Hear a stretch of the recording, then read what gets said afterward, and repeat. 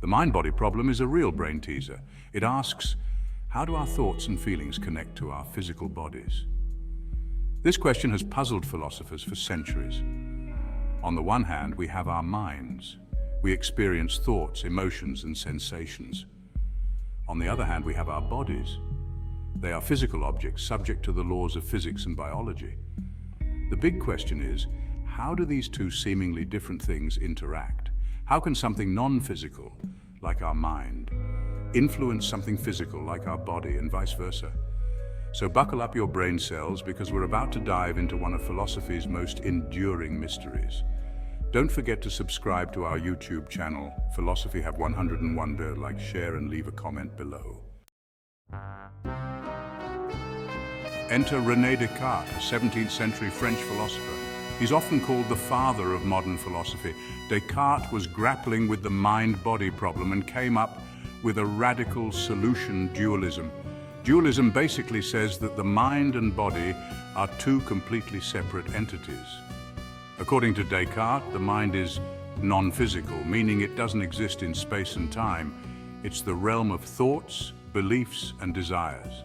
The body, on the other hand, is physical. It's made up of flesh and bone, subject to the laws of nature. Descartes believed that these two substances interact in a mysterious way. He proposed that the pineal gland, a small structure in the brain, served as a kind of meeting point between the mind and body. Descartes' dualism was a bold attempt to solve the mind-body problem. Descartes had some pretty clever arguments up his sleeve to support his theory of dualism. One of his most famous was the Coito Argument. He started by doubting the existence of everything, even his own body. After all, our senses can deceive us, right? But then Descartes had a breakthrough. He realized that even if he doubted everything else, one thing remained certain: his own existence as a thinking being. He famously declared, "Cogito ergo sum, I think, therefore I am." This led Descartes to believe that the mind and body must be distinct. He argued that because he could clearly and distinctly perceive his mind as separate from his body, they must be two different things.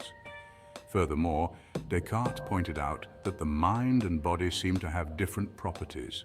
The mind is characterized by consciousness, thought, and free will. The body, on the other hand, is characterized by extension, motion, and physical laws. Fast forward a few centuries, and along came Gilbert Riley, a 20th century British philosopher. Riley wasn't buying what Descartes was selling. He thought the whole idea of the mind being a separate, non-physical substance was a load of philosophical bunk. Riley famously dubbed Descartes' dualism the ghost in the machine. He argued that Descartes had made a category mistake, like mistaking a university for a physical building instead of recognizing it as an institution with various departments, rules, and traditions. Riley pointed out that when we talk about the mind, we're not talking about some spooky, ethereal substance. Instead, we're talking about a set of abilities, dispositions, and behaviors. Section 5. Nagel's bat and the subjective universe beyond the mind-body split. Another philosopher who grappled with the limitations of dualism was Thomas Nagel. In his famous 1974 paper, What Is It Like to Be a Bat?, Nagel argued that consciousness posed a major challenge to purely physicalist accounts of the mind. Nagel used the example of a bat with its echolocation and unique sensory experiences to illustrate his point. He argued that even if we had a complete physical description of a bat's brain and how it processes information, we still wouldn't know what it's actually like to a bat. This is because, Nagel argued, consciousness is inherently subjective. It's about what it to experience the world from a particular point of view. Section 6. Bridging the gap: alternative approaches to the mind-body problem. So if dualism is problematic and a purely physicalist view seems incomplete, where does that leave us? Well, philosophers have been busy exploring alternative approaches to the mind-body problem. One such approach is property dualism. This view argues that while the mind and body are both ultimately physical, they have different kinds of properties. Mental properties like consciousness and qualia, the subjective experience of things like colors or smells, are seen as emergent properties of the brain. Think of it like this. Water has the property of wetness. This property emerges from the interaction of hydrogen and oxygen atoms. But you can't explain wetness by simply analyzing the individual atoms. Similarly, property dualists argue that consciousness emerges from the complex interactions of neurons in the brain, even though it can't be reduced to purely physical processes. Section 7. The Enduring Enigma. Why the mind-body problem still matters. The mind-body problem is a philosophical marathon, not a sprint. It's a question that has dogged thinkers for centuries, and it's not going away anytime soon. But why does it still matter? For one thing, the mind-body problem forces us to confront fundamental questions about what it means to be human. Are we simply biological machines, or is there something more to us? Do we have free will, or are our actions predetermined by the physical laws governing our brains? They also have practical implications for fields like medicine, psychology, and artificial intelligence. For example, if the mind is simply a product of the brain, then treating mental illnesses as purely medical conditions makes sense.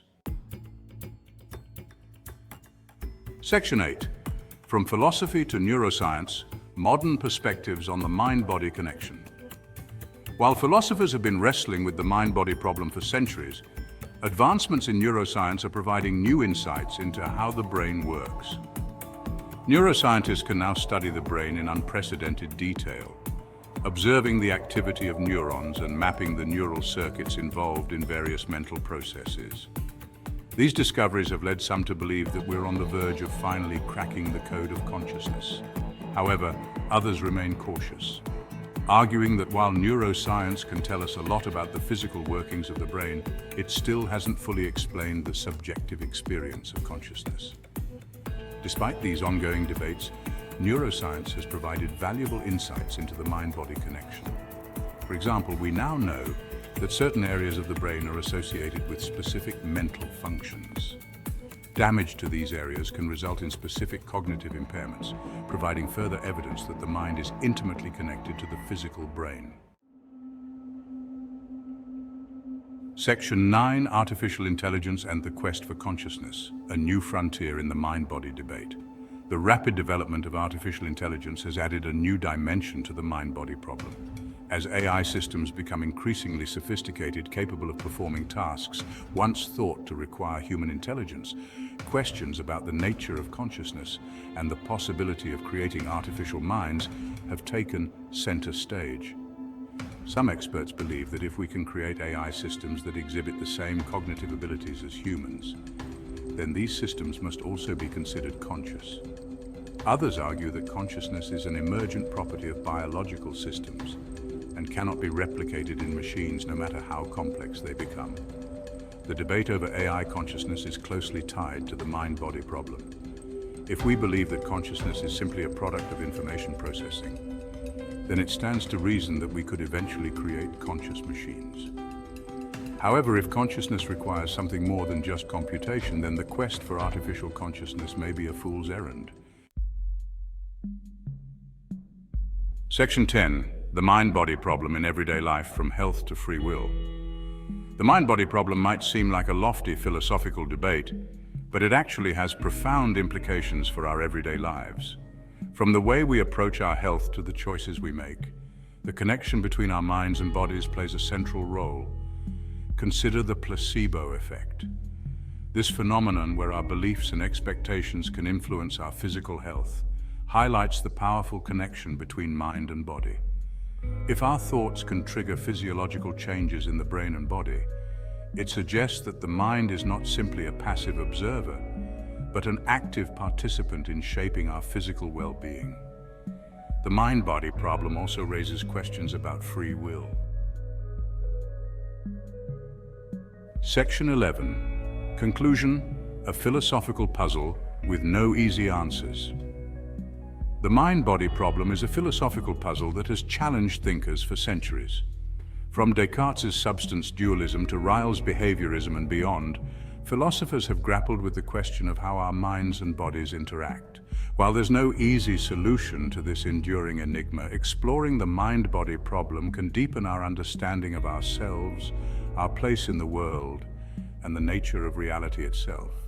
It's a debate that is likely to continue for generations to come, shaping our understanding of what it means to be human in an increasingly complex world.